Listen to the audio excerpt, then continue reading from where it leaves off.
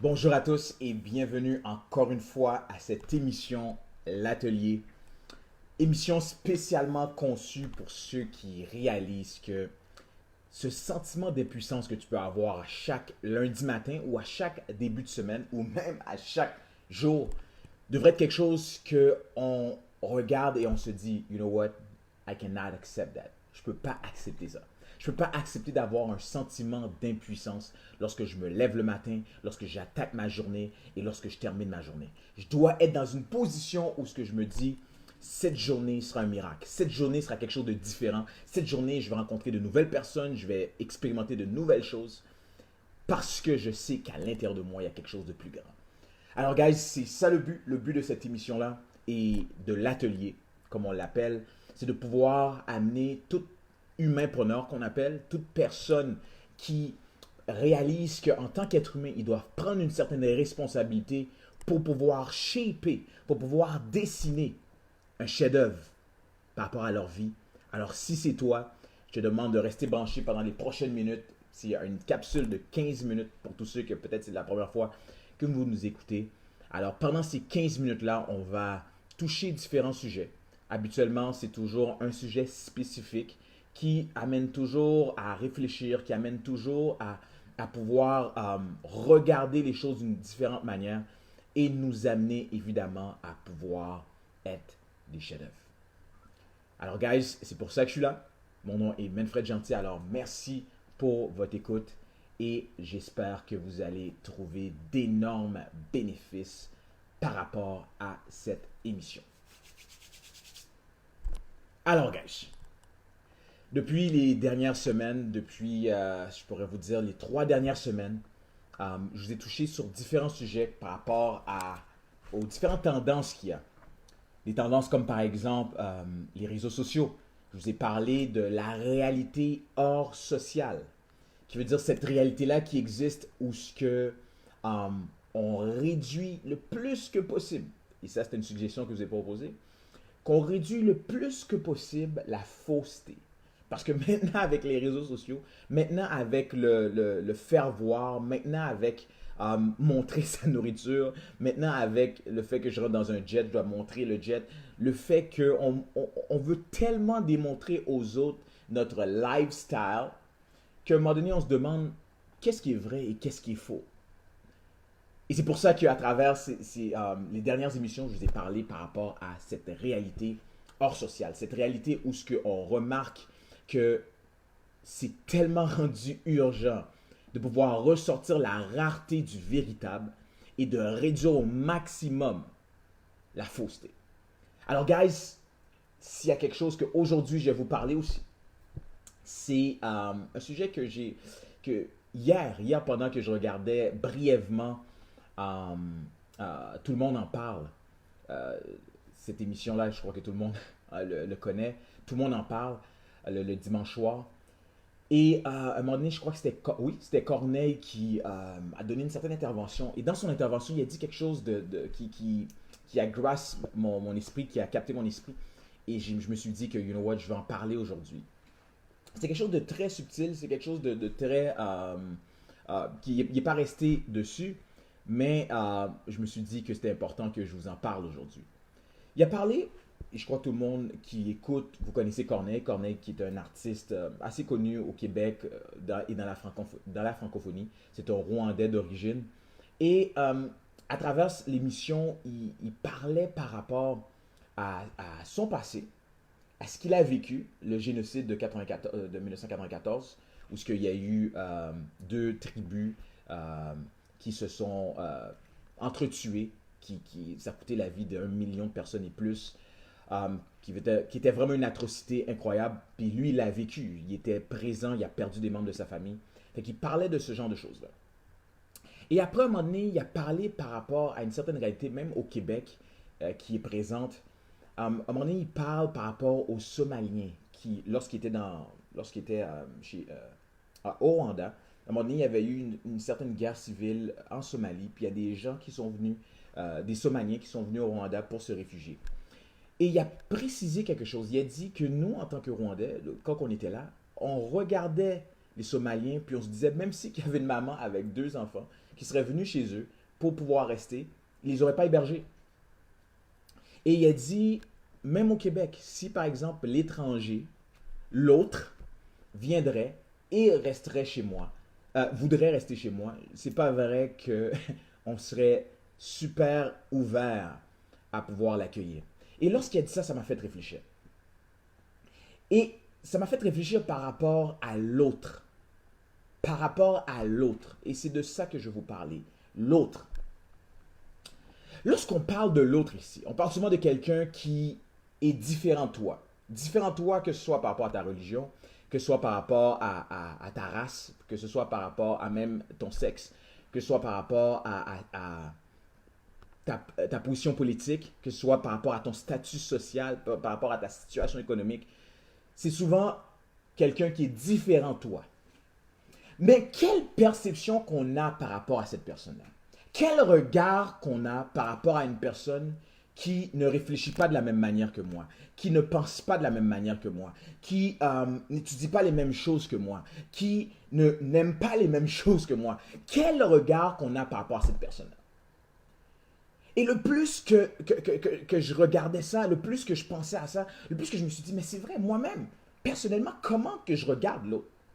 Qui veut dire cette personne-là, par exemple, par exemple, ça peut être pas un client, mais quelqu'un qui voudrait connaître un peu plus sur ce que je fais. Et la personne va arriver avec certaines idées, va arriver avec sa réalité. Et sa réalité est totalement différente de la mienne.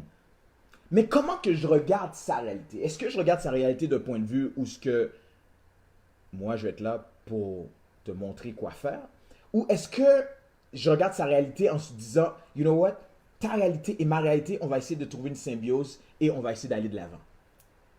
Qui veut dire, souvent, et là, je sais que Corneille parlait de manière macro, mais si on le met de manière un petit peu plus micro, d'un petit peu plus notre réalité à nous.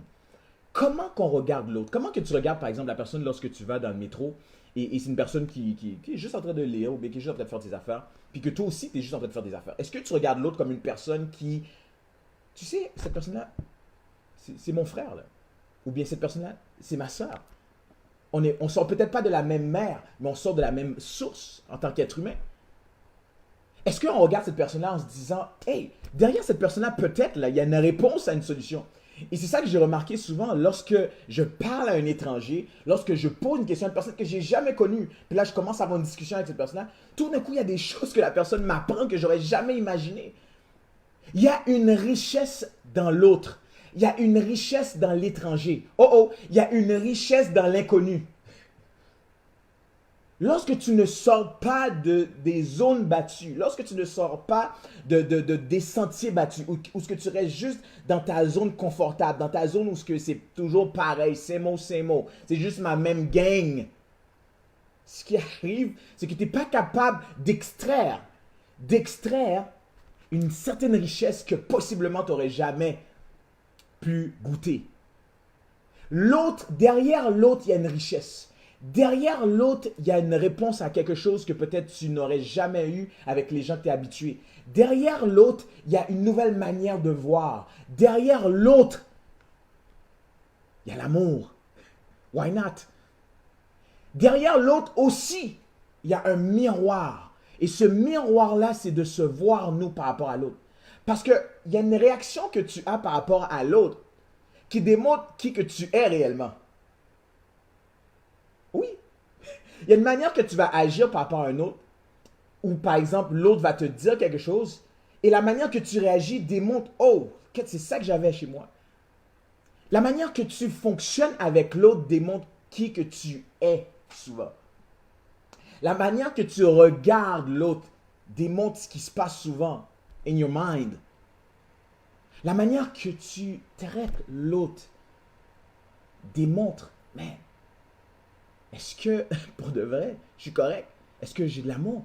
Ou est-ce que c'est juste, je regarde l'autre et je me dis, man, cette personne-là, là, non, c'est un danger pour moi. Cette personne-là, non, il n'est pas bon. Cette personne-là, oh non, il n'est pas pareil à moi. Non, cette personne-là, oh non, il ne pense pas à moi. Et c'est pour ça que s'il y a une suggestion que j'aimerais vous donner de pouvoir utiliser, C'est ce qu'on appelle le pouvoir de la compréhension. Le pouvoir de la compréhension, qui veut dire lorsque tu regardes l'autre, tu dois regarder l'autre avec des lunettes de compréhension. Comprendre. Essayer de comprendre l'autre. Essayer de regarder l'autre et de se dire, mais j'aimerais comprendre un peu comment il pense ou comment qu'elle pense. J'aimerais regarder l'autre et de me dire, mais cette personne-là, je sais qu'elle pense différemment à moi. Là. Comment que je vais m'arranger? Comment que je vais m'arranger pour qu'ensemble, je puisse l'aimer? Je puisse retirer le mieux d'elle et de moi? Retirer le meilleur de nous?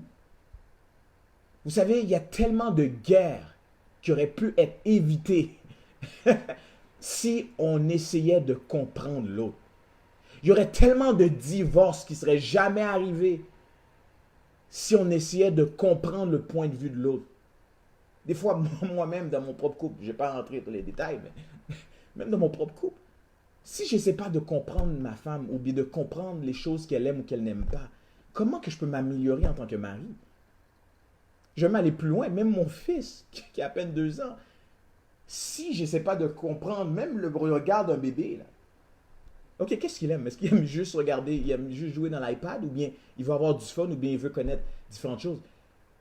Si on n'arrive pas à comprendre la réalité de l'autre, ça devient difficile, guys, de pouvoir créer ce qu'on appelle, l'harmonie. C'est difficile d'avoir de l'harmonie sans la compréhension. Je pourrais même dire c'est impossible même. Comment que tu peux être en harmonie avec l'autre sans le comprendre? Comment que tu peux essayer de pouvoir avoir une relation solide avec l'autre sans même essayer de voir sa réalité, son regard? Guys, je vous invite à faire ça. Pour vous qui m'écoutez. Essayons de comprendre l'autre.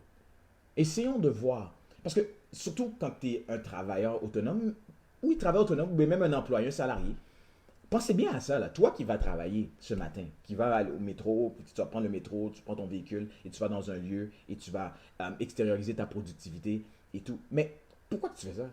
Mais à la fin de la journée, pourquoi tu fais ça? C'est pour l'autre. C'est pour quelqu'un peut-être que tes yeux vont jamais voir, mais tu sais que tu travailles pour une autre personne. Toi qui es travailleur autonome, dans ta réalité, tu sais que les clients que tu as, c'est l'autre. Si tu ne regardes pas son regard, si tu ne regardes pas sa réalité, comment que tu peux donner un produit de qualité? It's impossible. Sinon, tu fais juste donner quelque chose sans pour autant comprendre ce que la personne veut et qu'est-ce que ça fait ça dans le long terme et même dans le court terme même. C'est impossible que ta relation avec cette personne-là devienne enrichissante. Impossible. Cette personne-là va juste goûter ton produit, après ça, cette personne-là va partir. Il va aller ailleurs. Mais lorsque tu essayes de comprendre le regard de l'autre, moi personnellement, c'est ça ma réalité maintenant, avec mes propres clients. J'essaie de regarder leur regard, j'essaie d'aller plus profond dans leur réalité. Et le plus que tu fais ça, le plus que tu personnalises ton service, tu personnalises ce que tu fais et dans ce temps-là, tu as une personne fidèle à toi, tu as une personne réelle, tu as une personne qui est vraie, tu as une personne qui... No masque. Authenticité. Guys, comment qu'on regarde l'autre? Pensez à cela pendant ce début de semaine. Vous qui allez travailler, vous qui allez côtoyer d'autres personnes, comment qu'on les traite? Je crois que je l'ai dit lors de la dernière, lors du dernier atelier et je le redis encore. Un orange ne peut pas faire ressortir du jus de pomme. Lorsque tu presses un orange, ce n'est pas du jus de pomme qui peut sortir. Lorsque tu presses un orange, c'est impossible que ça soit du jus d'ananas. Quand tu presses un orange, qu'est-ce qui sort? Tu le sais très bien, on le sait très bien, c'est un jus d'orange. Why? Parce que c'est ce qui est à l'intérieur de l'orange. C'est la même chose pour toi et moi. Lorsqu'on nous presse, qu'est-ce qui sort? Qu'est-ce qui sort de nous lorsqu'on nous presse? Lorsque les choses ne vont pas bien, qu'est-ce qui sort? Et la chose qui sort, on devrait le regarder et de se dire, oh, ok, c'est ça qui est à l'intérieur de moi. Mais je vais m'aller un petit peu plus loin. Il y a quelque chose qui rentre. Mais la chose qui rentre, assurons-nous que ça soit de qualité. Assurons-nous que même au niveau de nos pensées, the quality of our thoughts, la qualité de nos pensées la qualité de nos pensées amène à voir une différente réalité. Si ta réalité n'est pas satisfaisante aujourd'hui, regarde la qualité de tes pensées. Guys, c'est ce que j'avais pour vous. L'autre. Comment qu'on regarde l'autre? Comment que tu regardes l'autre? Comment que je regarde l'autre? Moi qui fais ça avec vous, là. Comment je vous regarde, là? Le plus qu'on met l'emphase sur notre regard par rapport à l'autre, tout commence à changer. Tout commence à changer. Alors, guys, n'oubliez pas qu'il y a un créateur à l'intérieur de vous. Continuez à créer, continuez à innover. Et guys, continuez à être différent. Merci.